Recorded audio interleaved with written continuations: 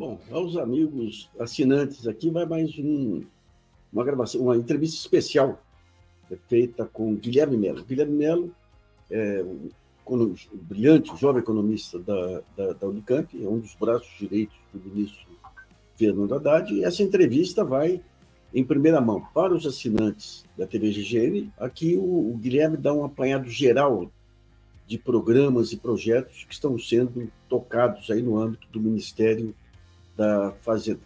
Acompanhe essas informações que vêm em primeira mão para você.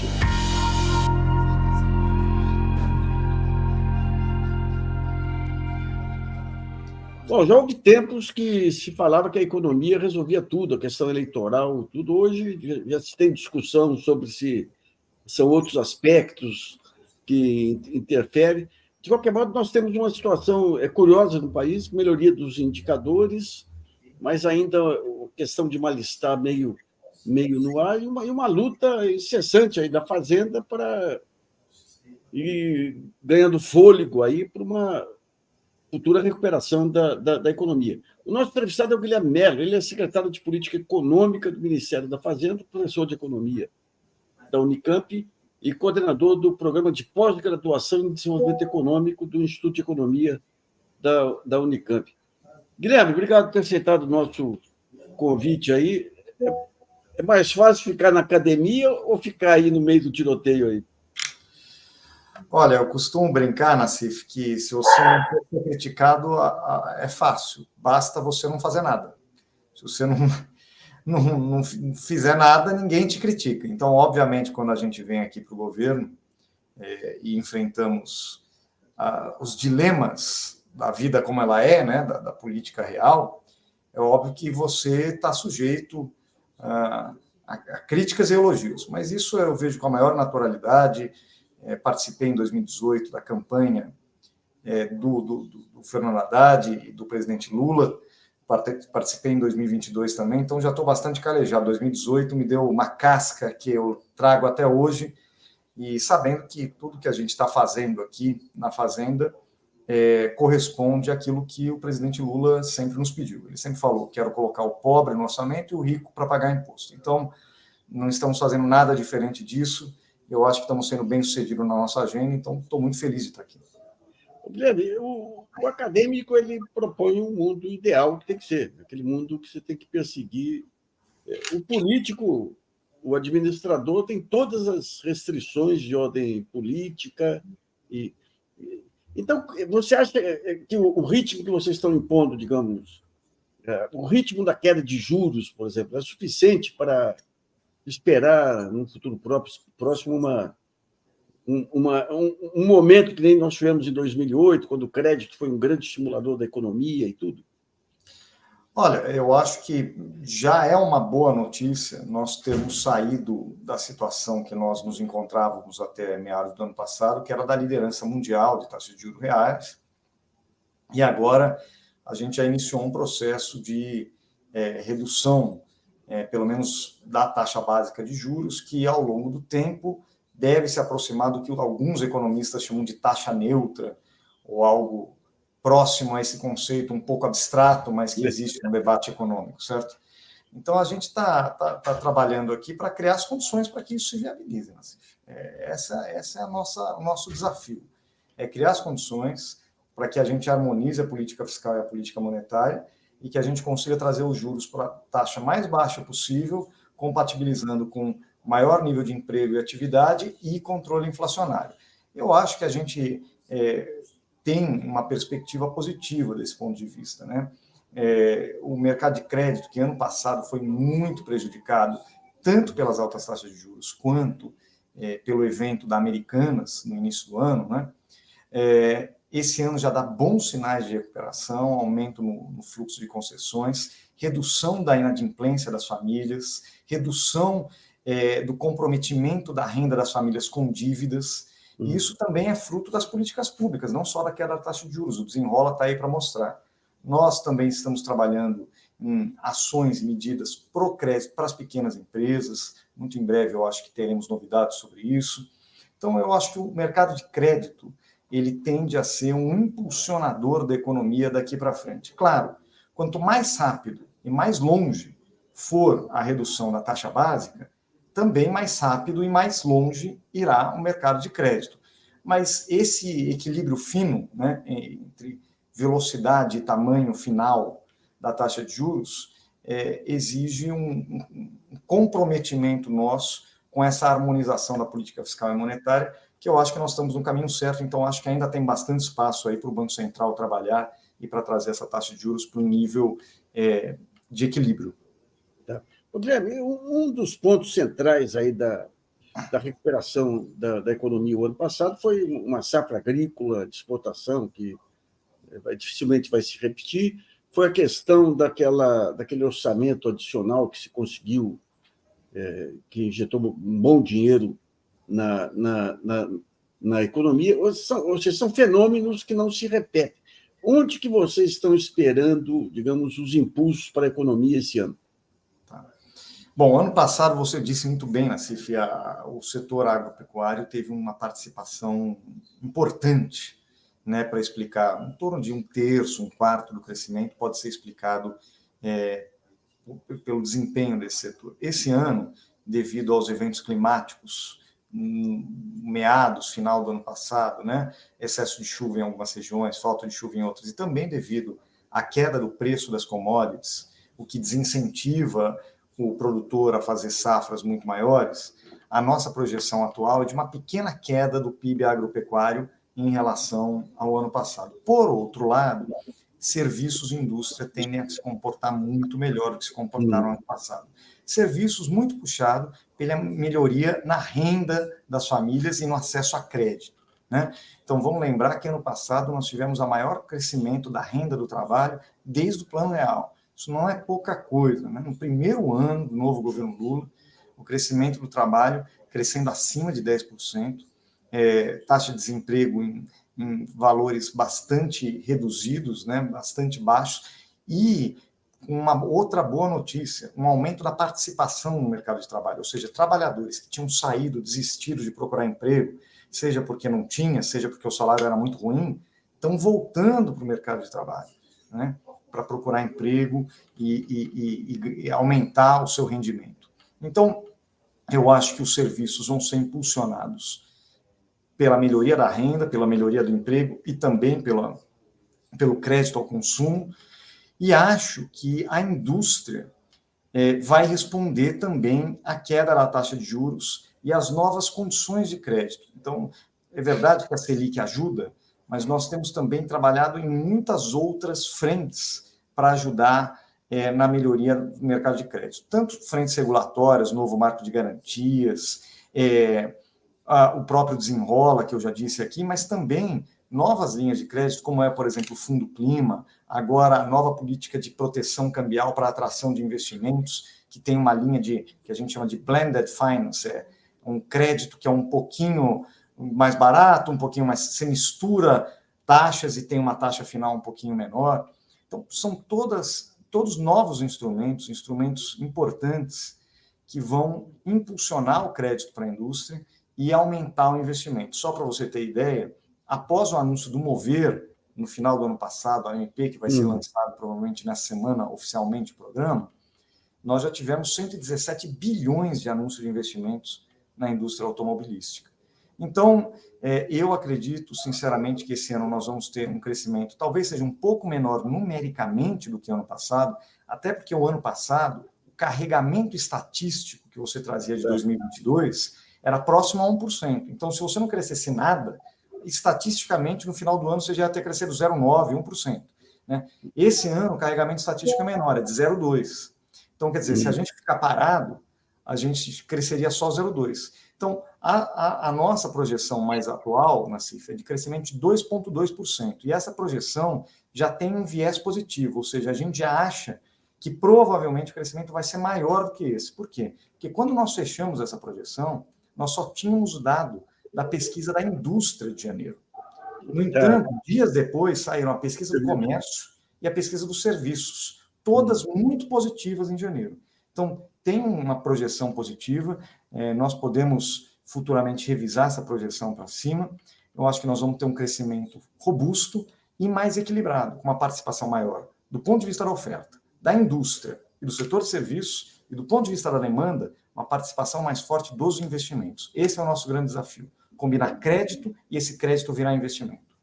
O Guilherme, uma das dúvidas que ficou aí em cima daquele lucro extraordinário da Petrobras é que, se sai um lucro extraordinário, o governo recebe dividendos, mas se não sai o lucro extraordinário, a Petrobras fica com recursos para investir. Esses dividendos, se viesse o lucro extraordinário da Petrobras, se vier para o governo, ele é exposto às restrições aí do déficit zero, não? Olha, na verdade, no orçamento, nós nem prevemos o lucro extraordinário, tá? Então, se a Petrobras não distribuir mais nada de lucro extraordinário, do ponto de vista orçamentário para nós, não muda nada. A gente prevê no orçamento o lucro ordinário, a distribuição ordinária de lucros. Então, é isso que está no orçamento. Então, o que vier a mais, claro, que ajuda a cumprir metas e tudo mais, mas não faz parte do nosso planejamento. A gente não prevê nada a mais. Agora, essa decisão é uma decisão importante. Eu acho que a Petrobras vai ter que entender, ela colocou numa conta apartada, né? Me parece que essa conta serve para, eventualmente, futuras distribuições de lucro também. Hoje, né? Pelo menos é assim que é hoje, essa conta apartada, e ela vai ter que analisar também qual é a capacidade dela de realizar os investimentos. Porque isso é importante. Se a gente se o plano manter isso na empresa para reinvestir, tem que ver também qual é a condição que ela tem de fazer esses novos investimentos, porque você sabe que o setor, né, o setor de petróleo e gás é intensivo em investimento, mas também ele sofre um pouco de excesso de demanda, digamos assim. Eu lembro que na época do pré-sal, né, que a Petrobras fez o maior plano de investimentos do mundo, né, entre as empresas, ela acabou também esbarrando em alguns momentos em obstáculos do tipo não tinha fornecedor, ou como o fornecedor estava muito sobrecarregado, o preço ficava muito alto, ou atrasava muito as entregas. Então, são questões que eu acho que... Ali você tinha um boom nos preços do petróleo que não acontece hoje. Exatamente. Então, tem que ser avaliado. Assim, mas para o governo, o que está previsto no orçamento é só distribuição ordinária, que foi feita conforme o regulamento diz, e vai ajudar, obviamente, na nossa busca pelo equilíbrio fiscal. O Guilherme, eu sei que vocês estão numa corrida danada aí para tentar tapar os furos aí de fuga de tributos aí.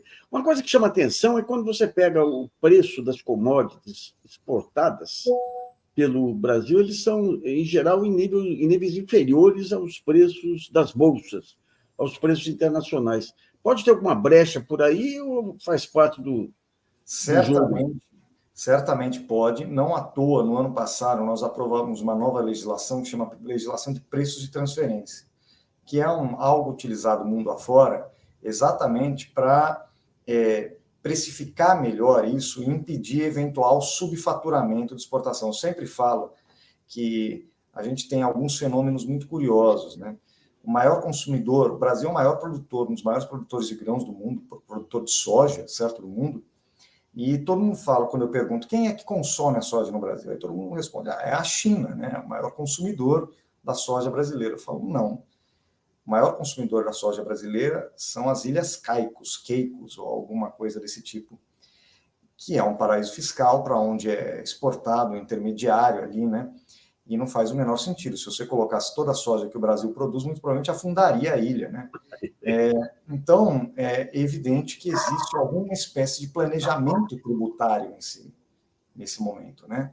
E esse planejamento tributário se dá em detrimento da arrecadação aqui no Brasil. Então, a aprovação da legislação de preço de transferência, acho que ao longo do tempo, conforme ela for sendo aplicada, ela vai nos ajudar também a evitar qualquer tipo de subfaturamento que possa existir em todos os setores quando diz respeito à exportação de commodities.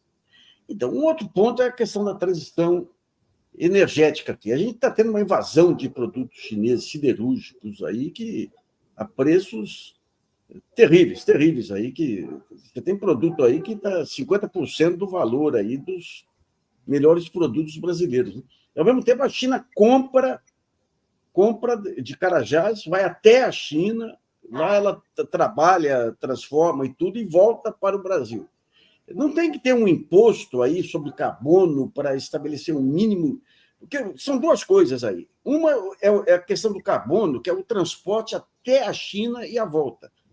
E outro é a questão da maneira como as siderúrgicas trabalham, que as siderúrgicas chinesas trabalham com carvão, e com carvão mineral, e as brasileiras com carvão vegetal.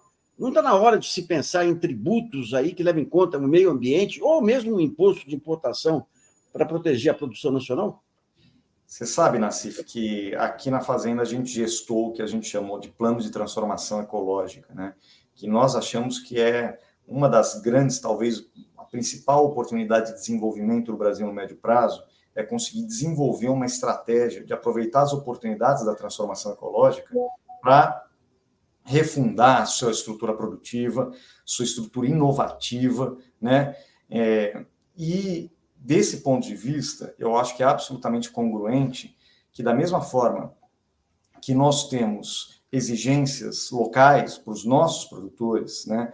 Estavam reunidos agora há pouco com produtores de pneu, existem exigências do IBAMA sobre reciclagem, sobre reaproveitamento, o mesmo ocorre em vários outros setores, e nós estamos incentivando, né, através de políticas públicas, mas também de compromisso das empresas, que esse processo de descarbonização se aprofunde, certo? Então, eu acho absolutamente razoável a gente discutir que, se nós estamos exigindo das empresas aqui localizadas no Brasil que isso ocorra, que nós também tenhamos um entendimento de que produtos que vêm importados também respeitem as considerações de qualidade, de reciclabilidade, de reaproveitamento. Isso serve para tudo, viu, Nassif? Por exemplo, um dos temas que sempre aparece é da importação desses produtos de baixo valor por meio das plataformas digitais. É importante, mais do que qualquer discussão até de alíquota, que, por exemplo, o cosmético que entre atenda às qualificações sanitárias que o Brasil exige, o eletrônico que entra e atenda às qualificações de qualidade, às exigências de qualidade que a Anatel exige, aos brinquedos que entram, atendam à legislação brasileira que o Inmetro fiscalize. Isso eu acho que vale também, a Europa tem discutido isso, né? Se a gente está fazendo uma cobrança sobre pegada de carbono aqui, também os produtos que entram aqui têm que ter alguma consideração. Isso é uma agenda que a gente tem que construir, eu acho que em conjunto com a agenda da transformação ecológica, para nós pensarmos, isso aqui não é uma questão de proteção comercial, não é esse o tema, é uma questão de sustentabilidade ambiental e de equidade no tratamento, né? Como eu trato aqui os produtores locais, eu também tratar os produtores que se instalam em outros países e exportam produtos para nós. Então, acho que é uma vereda a se estudar, a se trabalhar, a se pensar, mas, de fato, Nassif, o mundo passou por uma mudança muito grande, né? A ideia de livre comércio, infelizmente, digamos assim, perdeu substância, e os principais países do mundo têm adotado políticas muito agressivas de subsídio para a atração de investimentos, atração de empresas e para a ocupação de mercados.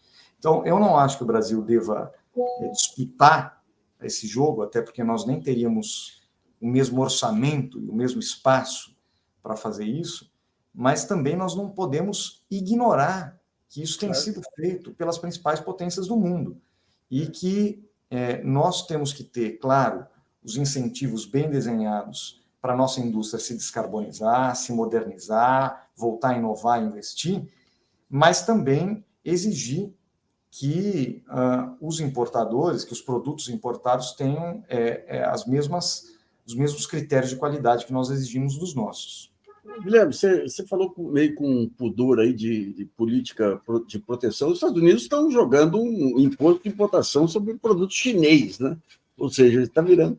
Agora, eu pergunto uma coisa: quando nós pegamos os grandes programas bem-sucedidos aqui do país, eu falo o segundo governo Vargas, o governo JK, mesmo o Plano Nacional de Desenvolvimento, tinha alguns aspectos aí, por exemplo, hoje você tem um conjunto de empresas que querem vir para o Brasil simplesmente porque a energia aqui é verde e ela não pode produzir lá fora. Então, você tem o mercado de consumo aqui que você oferece, você tem energia verde que você oferece.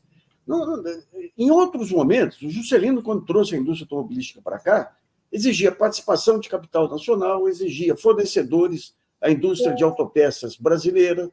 Essas contrapartidas ainda não entraram, digamos, no radar dessa transição ecológica brasileira? Olha, eu acho que quando a gente elaborou o plano de transformação ecológica, nós pensamos do ponto de vista dos eixos decisivos que podem fazer diferença para o investimento no Brasil no futuro, né? Então, tem o eixo das finanças sustentáveis, a gente já está trabalhando no mercado de carbono, já fizemos o Fundo Clima, as emissões soberanas sustentáveis, agora fizemos o RED cambial, quer dizer, um conjunto de ações para que tenha financiamento, recursos voltados para a transformação ecológica. Mas tem também toda a discussão de bioeconomia, toda a discussão de economia circular, toda a discussão de transição energética. E aqui, obviamente, cada aspecto do plano, cada eixo do plano, tem um conjunto de instrumentos. Então, vamos pegar o caso da transição energética. Nós estamos falando de investimentos multibilionários em vários novos tipos de produção de energia, desde eólica, solar, evidentemente, mas tem a questão do hidrogênio verde, né, que pode estar associado à produção local ou à exportação. Então, os instrumentos, Nassif, eu acho que a gente tem que olhar o que tem funcionado mundo afora, né, e trazer para a realidade brasileira. Compras públicas, no PAC, por exemplo, tem um comitê que vai, digamos assim, regular essa questão das compras públicas, do conteúdo local. Então, tem vários instrumentos que, desde que sejam bem aplicados, bem ajustados e na medida certa, eles podem ajudar a desenvolver uma mudança na estrutura produtiva brasileira, mas sempre lembrando, o ministro tem falado muito isso, eu também gosto muito desse tema, que é o seguinte, a gente passou, você sabe melhor que ninguém, nos anos 90, por um auge, digamos assim, do discurso liberal da globalização, certo? Então, mas essa globalização era uma globalização orientada por arbitragem trabalhista e regulatória e busca de lucro no curto prazo. Então, onde tinha menos regulação trabalhista, onde tinha menos imposto, onde tinha menos regulamentação ambiental, o capital ia para lá, se instalava, extraía lucros, geralmente muito voltados para o curto prazo, né? E essa era a lógica da destinação do investimento. O que a gente está defendendo aqui, Nassif, na verdade, não é uma volta ao protecionismo ou a guerra comercial entre os países. Longe disso, não nos interessa, não interessa ao Brasil isso. É uma nova globalização, mas uma nova globalização orientada por critérios socioambientais. Então, o investimento deveria ir, no momento que a gente vive, que é um momento de crise climática e crise geopolítica internacional, também causada pelas crescentes desigualdades entre os países e dentro dos países, nós deveríamos atacar essas crises, né, fazendo com que o investimento fluísse para as regiões, para os países, onde a produção é ecologicamente mais sustentável e socialmente mais distributiva. Quer dizer, esse tem que ser o critério da globalização. E eu acho que a gente pode colaborar muito na construção dessa nova globalização, usando as medidas que nós estamos tomando aqui no Brasil como exemplo internacional. É isso que a gente está fazendo no G20, por exemplo. O ministro, na trilha das finanças, que é a trilha que o Ministério da Fazenda lidera, colocou no seu primeiro discurso de abertura do primeiro evento do G20 aqui no Brasil, esse tema, uma nova globalização socioambiental. Agora, é evidente que a gente esbarra em alguns aspectos da disputa geopolítica entre os países, onde o que a gente chama de power shoring ou green shoring, né, que são essa coisa de levar o investimento para onde a produção é mais limpa, é mais eficiente, está disputando espaço com a ideia de reshoring, né, com a ideia de trazer as empresas de volta para os países centrais, para os Estados Unidos, para a Europa.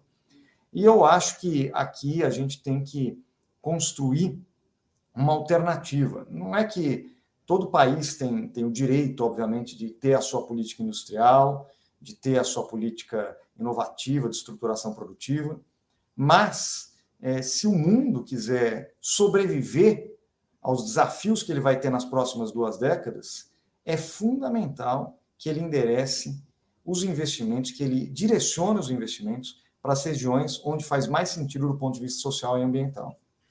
O Guilherme, por exemplo, com essa questão da pandemia, esse clima de guerra que está se instalando no mundo e tudo, a produção de chip, os Estados Unidos passaram a considerar estratégico trazer para perto de si a produção de chip.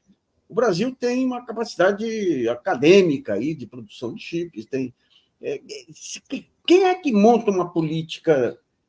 Existe aí uma interligação entre fazenda, ciência e tecnologia, educação, para montar políticas nesse sentido, não? Existe. Nós temos diálogos constantes com o Ministério do Vice-Presidente Geraldo Alckmin, o DIC, e com os demais ministérios, para identificar essas oportunidades, né? Nós temos, eu colocaria em grandes linhas, tá, Nassif, 3 políticas muito complementares de desenvolvimento. Uma delas, mais conhecida, é o PAC. O PAC, obviamente, envolve, hoje em dia, o novo PAC envolve até mais investimento privado do que investimento público. Tem uma participação no total de investimentos maior do investimento privado, mas envolve um volume considerável de investimentos públicos. E aqui nós estamos falando de infraestrutura, moradia, energia, tem vários eixos também do PAC que, obviamente, tem um impacto na reestruturação produtiva do Brasil, em particular do ponto de vista da infraestrutura logística, energética, etc. Mas nós temos também, o MIDIC lançou recentemente, né, a sua política de neoindustrialização, né, orientada por missões, construída com base no que há de mais moderno na literatura hoje sobre política industrial, e que ainda vai passar pela validação das suas metas, dos seus objetivos, das suas contrapartidas, mas que eu acho que dialoga, né? É uma política que dialoga diretamente, tanto com o PAC, quanto com a política de transformação ecológica que eu falei aqui, que a Fazenda fez. Então, você tem a Casa Civil tocando o PAC, o MIDIC falando da neoindustrialização, a Fazenda falando da transformação ecológica, e pode parecer que são coisas diferentes, mas no fundo, se você olha, inclusive, o modelo de apresentação dos 3 programas, eles conversam muito entre eles, tem uma ligação muito próxima entre as 3 coisas, porque o PAC se preocupa com a sustentabilidade e também se preocupa com a indústria, a neoindustrialização se preocupa com a transformação ecológica, mas também precisa da infraestrutura, a transformação ecológica diz respeito à infraestrutura e indústria, então são políticas muito articuladas, e que eu acho que cada vez mais a nossa interação aqui dentro do governo vai se aprofundar, já é muito grande, eu converso quase que diariamente com o Wallace do DIC, com o pessoal do BNDES, com o pessoal da Casa Civil, para aumentar essa interação e construir políticas que, claro, cada uma com o seu ministério, certo? Responsável, porque não dá para um ministério cuidar de todas as políticas, mas que sejam convergentes nos seus objetivos. Eu acho que a gente está conseguindo construir esse cenário. Guilherme, uma das críticas que se faz de fora, olhando de fora, é o seguinte: se tem realmente todos esses ministérios, que precisava ter um negócio interministerial, a ação é fundamentalmente interministerial, mas você não tem um centro, digamos, de controle de todas essas pontas. Eu não sei se seria a Casa Civil. O Juscelino, na época, lá criou aqueles grupos de trabalho que digamos, vocês têm esses contatos permanentes, mas tem um núcleo central que faça todas essas interações, não? Olha, evidentemente que a Casa Civil tem a prerrogativa de fazer a articulação interministerial, isso é natural dentro do governo, mas eu ressaltaria que os núcleos de decisão sempre estão muito ligados ao próprio presidente da República, né? Sim. Então, há reuniões e despachos que são recorrentes entre os ministérios setoriais, que cada um toca o seu programa e o seu tema, com a Fazenda, com, eventualmente, outros ministérios da área econômica, ou os chamados ministérios palacianos, geralmente são ministérios da área econômica, ministérios palacianos e os ministérios setoriais. E, obviamente, tudo isso é transmitido para o presidente da República.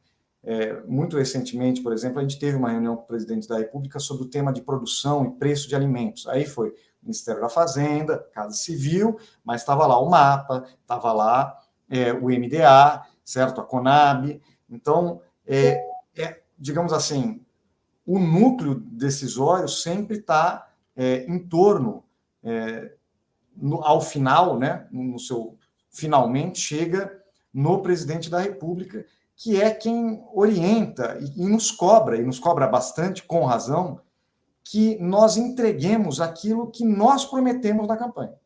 Né? Então, existe essa cobrança que é justa, é correta, e que todos nós estamos trabalhando todo dia para fazer mais, entregar mais rapidamente o que nós falamos que faríamos na campanha. Guilherme, daí vocês prometem coisas que são absolutamente normais em termos de gestão pública, que é estoque regulador, é incentivo à produção, e a imprensa diz que o governo está querendo interferir nos preços. Como é que vocês trabalham com essa balbúrdia? Não, veja, nada do que nós estamos discutindo envolve controle de preços, de forma alguma, até porque esse mercado tem a parte dos grãos e de vários produtos que são cotados internacionalmente, e tem uma parte que, apesar de não ser uma commodity internacional, ela tem livre flutuação de mercado. Então, mesmo frutas, hortaliças, etc., elas têm os seus ciclos de preços naturais, porque tem a colheita, acaba a colheita, não está na época da safra, então o preço sobe. É absolutamente natural, ninguém quer impedir isso. O que nós queremos ter é um sistema, Nassif, mais adequado de monitoramento, avaliação, né? E aí a gente tem trabalhado nisso para que nós possamos também antecipar. Por exemplo, vai ter um evento climático em uma região. O que é que pode ser feito para garantir o abastecimento nessa região? E aí tem alguns produtos que você consegue fazer estoque, e a política de estoque regulador não é nada avesso ao mercado, ao contrário, é até uma forma de fazer o mercado funcionar melhor em momentos de grande estresse. Então, tem algumas culturas, alguns produtos, em que o estoque ele ajuda mesmo a evitar os saltos muito grandes para cima e para baixo de preço. A gente tem política de preço mínimo, isso aí já sempre foi assim, certo? Sim. Assim como tem alguns produtos que você não vai mexer no preço, mas você, eventualmente, se tiver uma seca em alguma região, uma quebra de safra, você pode abastecer. Isso recentemente aconteceu no Nordeste com a seca, e a gente tinha estoque de milho, que a gente tinha formado no início do ano, e esse milho foi muito importante para garantir a alimentação do gado, por exemplo, que estava ali.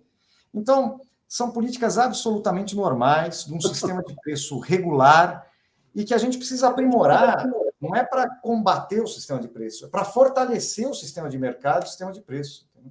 Ô, Guilherme, lá em Priscas Geras, eu fui membro de um prêmio de qualidade do setor público federal, e eu lembro que a empresa que ganhou foi justamente a Conab, foi a que melhor seguiu os princípios. Depois nós tivemos, a partir de Temer, aí, um esvaziamento completo de estoque regulador, tanto que quando veio aquela baita especulação com arroz, aí você não tinha estoque regulador. Como é que está a Conab depois desses 6 anos de destruição? Olha, obviamente ela não tem mais a estrutura e a força que um dia ela teve, mas para você ter ideia da importância que a Conab tem no nosso governo, o presidente da Conab hoje é o Edgar Preto, que é uma figura importantíssima, qualificadíssima, né, de grande envergadura, e que tem trabalhado em conjunto com o ministro Paulo Teixeira, que é um parceiro de todas as horas, com o ministro Carlos Fávaro, quer dizer, trabalhado para que a Conab ela seja capaz de não só ter, talvez os melhores dados que a gente tenha hoje, do ponto de vista de informação, venham da Conab, de safras, etc., mas também para atuar, quando necessário, com todos os instrumentos possíveis. O estoque regulador é um instrumento, claro, Sim. mas existem outros que você pode utilizar, seja preço mínimo, seja contratos de opção, que você pode utilizar para garantir um funcionamento regular do mercado. É óbvio que você vai ter flutuação de preço, é natural, sempre vai ocorrer. O que não pode ter é desabastecimento, né, porque isso prejudica, inclusive, o produtor de outras culturas ou de outros setores econômicos. Então, você tem que garantir um abastecimento regular e também minimizar, sempre que possível, os choques, a volatilidade muito grande do preço, porque isso impacta, obviamente, o consumidor. Então, aqui não tem a ver nem com intervenção no sistema de preço, mas um mero instrumento de, como eu falei, fortalecimento desse sistema, né? Porque é evidente, Nassif, que se você tem flutuações muito exacerbadas, você gera problemas. Vamos dizer um problema que a gente está vivendo hoje, né? Os produtores, por exemplo, de milho e soja, que fizeram investimentos 2 anos atrás, quando o milho e a soja bateram recorde de preço, R$ 200 a saca, quer dizer, nunca tinha sido visto isso. É óbvio que deu muito lucro para eles naquela época, né? Mas agora voltou para um padrão de R$ 100, né? 100, 105, já caiu um pouquinho, tá? R$ 100 a saca, que é um padrão histórico. Só que quando o cara foi fazer um investimento, ele fez um investimento com preço a 200. Então ele comprou uma colheitadeira que estava mais cara. Ele arrendou uma terra que estava mais cara. Então, isso é ruim, inclusive, parece bom no curto prazo para o produtor, mas no longo prazo, exatamente porque o preço tende a voltar para a sua média histórica, isso pode afetar o fluxo financeiro desse investidor, né? E aí o governo tem que tomar atitudes. Então, essa grande volatilidade também não é boa para o produtor, né? O melhor produtor é que ele tenha um preço competitivo, que remunere bem o seu investimento, mas que ele tenha um mínimo de capacidade de manter a sua produção sem essa oscilação enorme. Claro que muito disso não depende de nós, é o mercado internacional, são commodities cotadas internacionalmente, mas, por exemplo, no caso do milho, como eu disse, nós podemos ter e devemos ter algum estoque exatamente para evitar escassez em momentos de quebra de produção em algumas regiões, que pode prejudicar outras produções, como, por exemplo, produção de carne, por exemplo. Guilherme, você estava falando no começo lá, a questão de crédito para pequena empresa, de que maneira? Vocês vão fazer um fundo garantidor? Vai ser um trabalho com o Sebrae? Qual é o modelo que está sendo desenhado aí para facilitar esse crédito para pequena empresa? Olha, nós estamos estudando aqui uma série de possíveis medidas, desde o aprimoramento das linhas que nós já temos, a melhor focalização, principalmente para os menores, né, porque isso é muito importante. As linhas para pequenas e médias empresas, elas rodam bem, né? Mas é óbvio que para o banco é muito mais confortável ele emprestar para os um pouquinho mais bem estruturados do que para os menores, né? Porque quem é um pouco maior, mais bem estruturado, ele tem uma maior capacidade de oferecer garantias extras ou mesmo um melhor fluxo de caixa. Então, o que nós queremos é que todos os pequenos empresários, empreendedores, até os pequenos e médios, né, os microempresários, etc., todos tenham acesso, né, às linhas. Então, discutindo ajustes nessas linhas e também medidas que podem vir junto com parceiros como o Sebrae, que é um grande parceiro, o presidente Décio Lima, o Sebrae é um grande parceiro e tem um desejo muito de nos colaborar com a construção dessas linhas, inclusive ter participação nessas linhas. E também, obviamente, Nassif, eu acho que o Brasil tem um bom potencial, eu diria até um enorme potencial, se a gente trabalhar bem a ideia de microcrédito produtivo, né? Que roda bem em algumas regiões, por exemplo, no Nordeste, o BNB tem um trabalho exemplar nesse caso, né, o Banco do Nordeste, mas que a gente tem um potencial de ampliar isso no Nordeste, mas também levar para outras regiões que hoje esse produto não roda tão bem.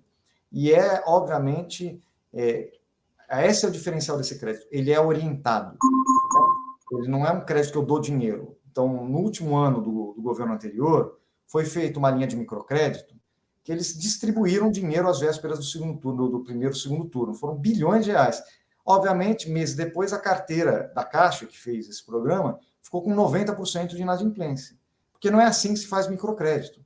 O microcrédito exige um agente de crédito que vai lá ajudar a montar o plano de negócios, orientar, acompanhar esse pequeno empreendedor, ajudar ele a construir o seu negócio. Então, eu acho que a gente tem um bom potencial aqui, também é um tema que a gente vai trabalhar. Agora, fora o Banco do Nordeste, que já tem uma tradição histórica, os demais bancos públicos estão pensando em montar uma estrutura similar? Então, a gente, com o que a gente está discutindo, a gente não está discutindo só com o Banco do Nordeste, está discutindo com todos os bancos, inclusive privados, tem alguns bancos privados que atuam no microcrédito hoje, e criar algo que seja sustentável. Por quê? A experiência de alguns bancos, do Banco do Brasil e da Caixa com microcrédito, acabou não gerando o resultado que eles esperavam. Eu falei aqui do da Caixa, né, que foi assim, uma experiência muito ruim, né? Foi uma experiência de distribuição praticamente de dinheiro sem critérios em um ano eleitoral, né? E gerou um descrédito da política de microcrédito. Então, a gente está dialogando com eles para construir uma nova política que realmente avance, né, o mais rápido possível, mas não colocando o carro na frente dos bois. Não é para, do dia para a noite, distribuir dinheiro, é para construir a infraestrutura do microcrédito no Brasil. Eu acho que todos os bancos entenderam, têm clareza disso hoje em dia, da importância da orientação, do treinamento adequado dos agentes de crédito e de levar essa experiência para as diferentes e adaptar essa experiência do Nordeste às diferentes realidades das regiões. Então, acho que os bancos públicos vão ter um papel importante, mas também os bancos privados que quiserem entrar nisso. Eu vejo aqui um grande potencial, né, de crescimento do microcrédito no Brasil. O Guilherme, está tendo uma discussão hoje em termos internacionais, até muitos bancos centrais nos Estados Unidos e tudo aí, para rever um pouco esses conceitos aí de política monetária, de metas de inflação. Vocês têm algum grupo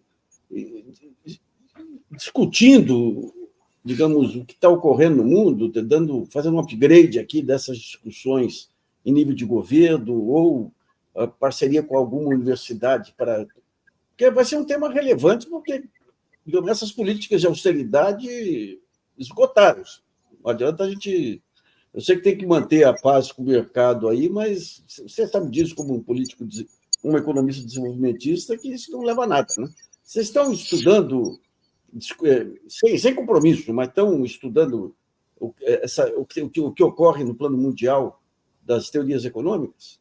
Olha, nós, obviamente, estamos em constante discussão com economistas dentro do governo e com o Banco Central, inclusive, seja com os novos diretores, evidentemente que, por exemplo, o Gabriel estava na Fazenda, a gente conversa bastante com ele para entender também a visão do Banco Central, mas com os antigos diretores também, temos um diálogo muito aberto.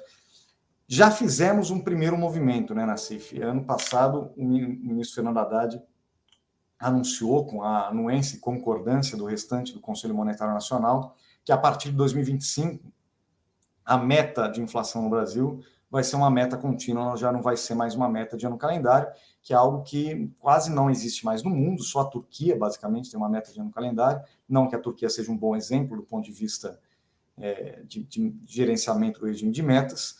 Então, já temos um avanço. Eu acho que nós, em conversas com o Banco Central, construímos esse ajuste. Acho que é um ajuste importante, né? Da mesma forma, nós fizemos agora esse mecanismo de proteção cambial, porque você sabe, Nassif, que no Brasil um dos aspectos relevantes, inclusive para a inflação, é a volatilidade da taxa de câmbio. Sim.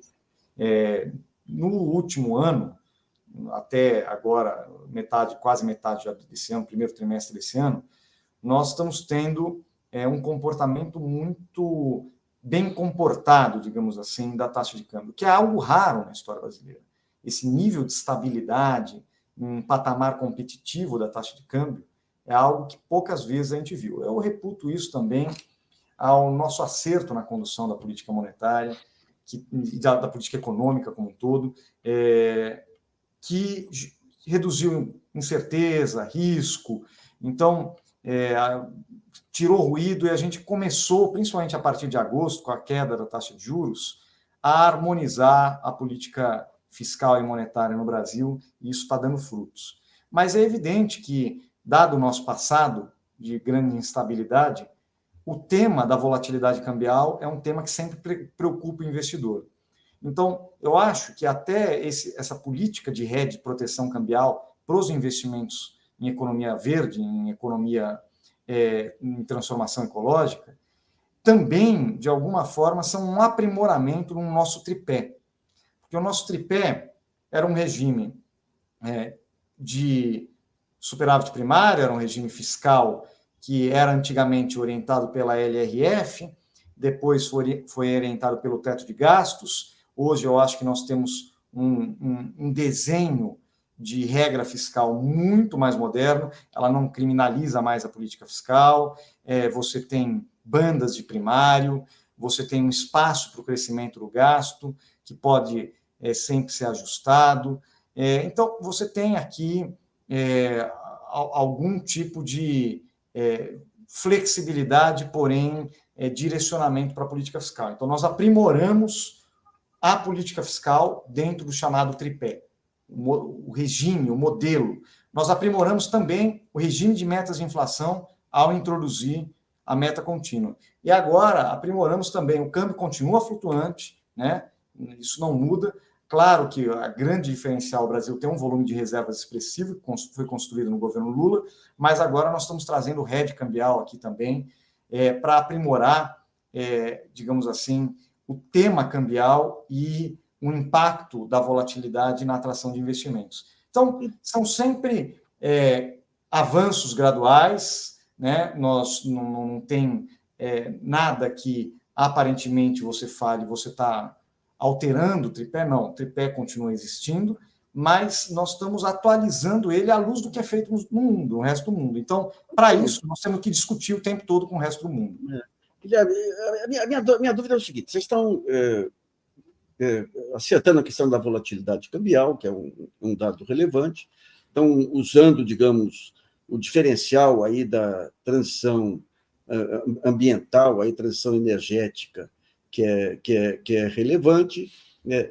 Agora, isso aí tudo pega, traz os novos investimentos para cá, o investimento passa, tendo a estabilidade cambial, sai o investimento especulativo, entra o investimento produtivo. Aí. Eu não consigo ver aí a presença da indústria nacional atual, da pequena empresa, porque vocês não falam nada do nível do câmbio. Nós temos uma economia que, desde Fernando Henrique, lá perdeu competitividade por conta das mudanças do setor energético, aí, que encareceu, tirou a grande vantagem que o Brasil tinha em preço de energia. Temos aí o chamado custo Brasil, falamos em reindustrialização, grande parte da indústria não está ligada a essa transição energética, até por falta de conhecimento, falta de estrutura, falta de dimensão. Então, vocês têm um mapeamento, por exemplo, dos setores que estão sendo esmagados aí pela importação chinesa, não? Nós temos, inclusive, diálogo constante com os setores. É evidente que aqui tem uma série de fatores. O câmbio é um deles. Hoje, o câmbio brasileiro, até o próprio professor Brescia defende o conceito de taxa de equilíbrio industrial, né? Taxa de câmbio de equilíbrio industrial. O câmbio brasileiro ele se encontra, digamos assim, em um patamar muito mais competitivo do que no passado. Tá? Ele não está nem excessivamente desvalorizado, mas nem excessivamente valorizado. Ele se encontra... Agora, existem países que mantêm o câmbio desvalorizado de maneira sistemática. Tá? E, obviamente, a nossa preocupação, Nassif, não como eu disse, não tem nenhuma discussão sobre adotar políticas protecionistas ou nada disso, mas que nós consigamos construir uma política de aumentar a competitividade das nossas empresas, e aí custo do capital importa, por isso eu falo tanto em crédito, certo? Obviamente, uma taxa de câmbio pelo menos equilibrada, estável e competitiva importa, concordo contigo, mas além do custo de capital, crédito e taxa de câmbio, tem também alguns aspectos que tiram muita competitividade das nossas empresas. Por exemplo, a estrutura tributária. A estrutura tributária brasileira foi classificada em 185 ou 186 entre 190 países do mundo pelo Banco Mundial. Quer dizer, nós estamos na rabeira, e isso vai mudar, e vai mudar significativamente com a aprovação e a regulamentação agora que a gente vai fazer da reforma sobre o consumo. Ainda teremos que discutir a reforma sobre a renda, que eu acho que também é um aspecto muito importante e que, curiosamente, Nassif, eu também reputo como algo que tira a competitividade da nossa economia, em particular das empresas menores. Hoje a gente tem várias evidências mostrando que mesmo uma empresa do Simples, ela acaba pagando mais tributo do que uma empresa, por exemplo, do lucro real, em média. E isso é uma distorção, porque você foi criando uma série de espaços de planejamento tributário que os grandes conseguem aproveitar muito melhor que os pequenos, por suposto, né? Porque eles têm estrutura jurídica e legal para isso, e você não gera um ambiente competitivo saudável. Na verdade, você gera um ambiente competitivo onde o pequeno acaba pagando mais que o grande, assim como na pessoa física o pobre paga mais que o rico. Obviamente, esse ambiente não é bom para o desenvolvimento econômico.